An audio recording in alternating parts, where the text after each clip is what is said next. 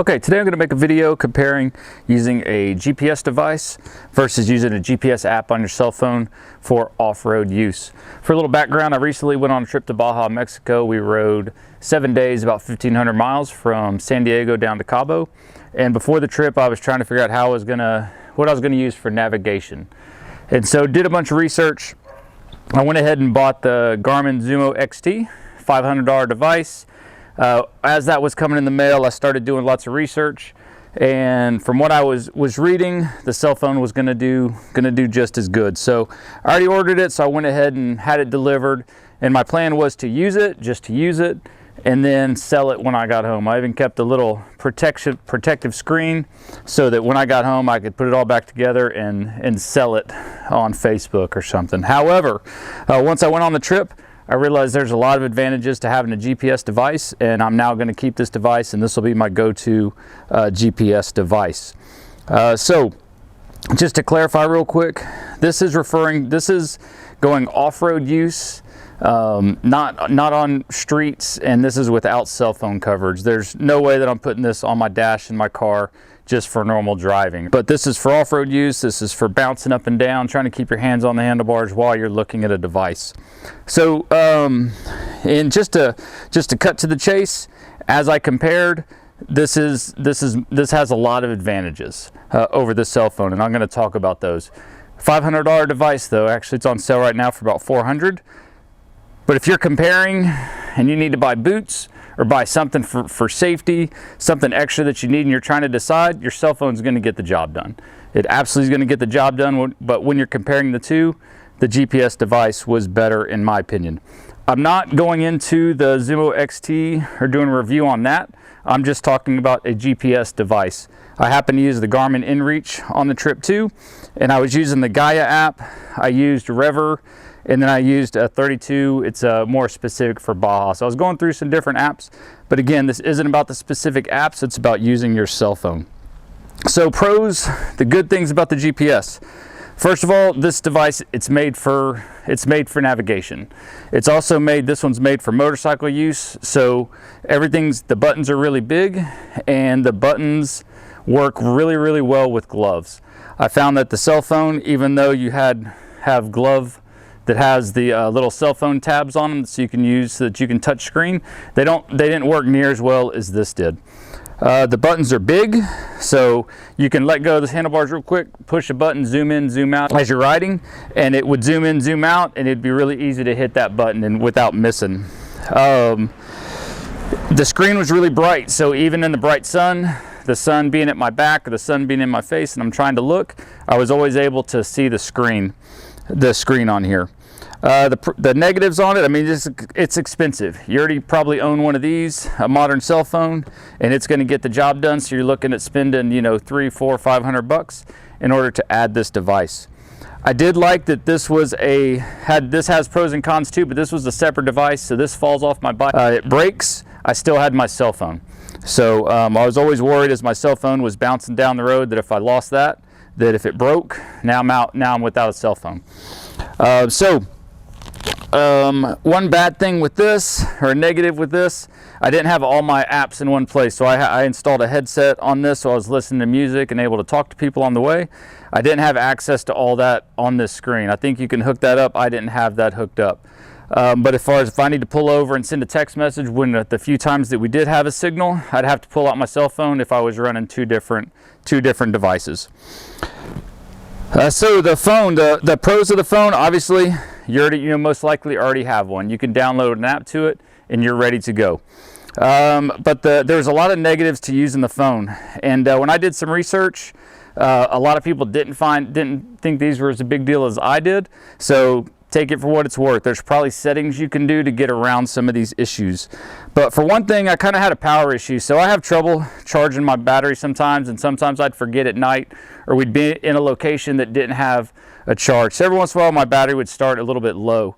The setup that I had, for whatever reason, didn't keep up with using the apps. So it would barely keep a charge, it wouldn't charge it up, it would just kind of keep it steady where it was. So then if I would forget to turn it on, sometimes my battery would go down low.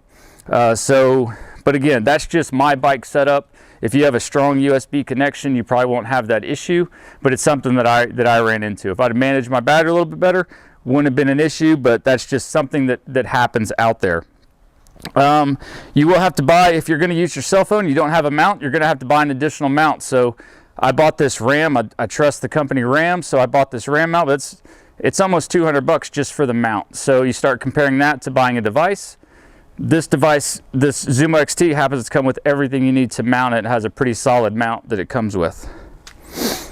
Another issue is I was riding, and sometimes I'd have this vertical, sometimes I'd have it horizontal.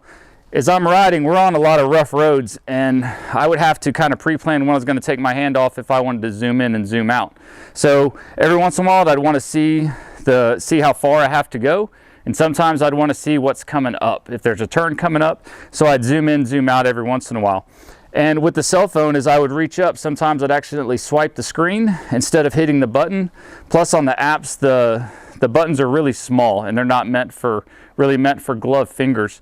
So as I'm bouncing down the road, I'd reach up, I'd try to hit a button. Sometimes I'd swipe that screen away and the screen would either go black or it would go back to my home screen. So now I'm having to hit buttons to get that back up, which most likely wasn't going to happen. I had the lock screen on there, so bouncing down the road, I probably wasn't going to get Face ID, and I wasn't going to be able to put a code in going down the road.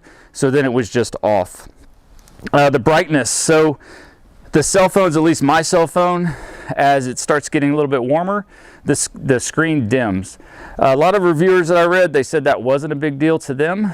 Sometimes that's guys that are out on the street and they have a little more time to look. As I'm going down the road, if I'm trying to make a decision on where the road's going to go, or if I'm on the right track, I'm looking really quick. So I don't have time to kind of concentrate and zoom in. So when it's a dimmer screen, it was harder for me to see, and I was finding that to be a little problematic. Another thing, like just happened, a text message came through. So if you're running your cell phone, I mean, you can turn off notifications, but as you're trying to ride, you're gonna get if your email notifications are on or your text messages are on, and you can get a signal. We mostly didn't have a signal. Those are going to be popping up, right? And those are just kind of a distraction as you're trying to ride down the road. At one point, it got too hot. I left it in the sun as we were inside, and it wasn't moving, and so the phone went into overheat mode and shut down. So at that point, if I only had my cell phone, I have no navigation. That only happened once, but it can happen to you where your phone overheats, shuts down, and you're not getting it back until it cools off. I was able to ride for a while, and just that was able to cool it down, and it turned on in just 30 minutes or so. It was ready to go. And one of the things that happened to my phone is I damaged the camera because of all this bouncing around. So I was noticing that when I used my camera, and I'll put some clips on here, my camera was really wavy, and another guy wrecked pretty hard and his phone was doing the same thing. So I kind of realized, started doing some research on it.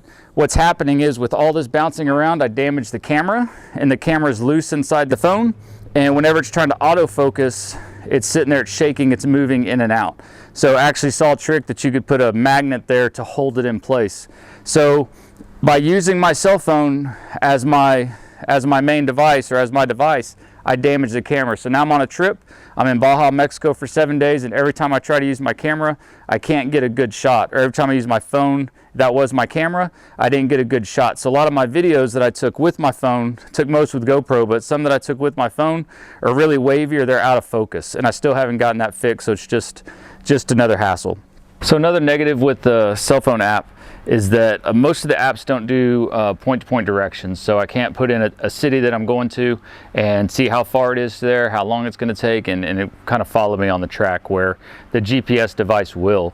So I'm sure that'll catch up probably by the time this video is made. A lot of the apps will be doing it, but right now they weren't, the phone apps weren't able to do it. So I did not think that was a big deal. We're mostly following GPX files. So I would have the GPX file pulled up and I would just be following this line through the mountains and through the coast.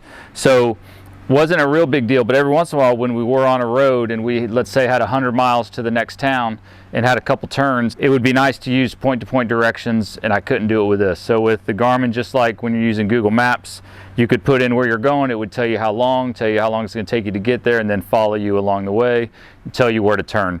Again, mostly for off-road use that I do around here in Central Texas, I'm not going to be using any of that point to point. I'm staying in the dirt and on single track trails, but it was nice to have every once in a while on the big trip. But overall, the cell phone will work.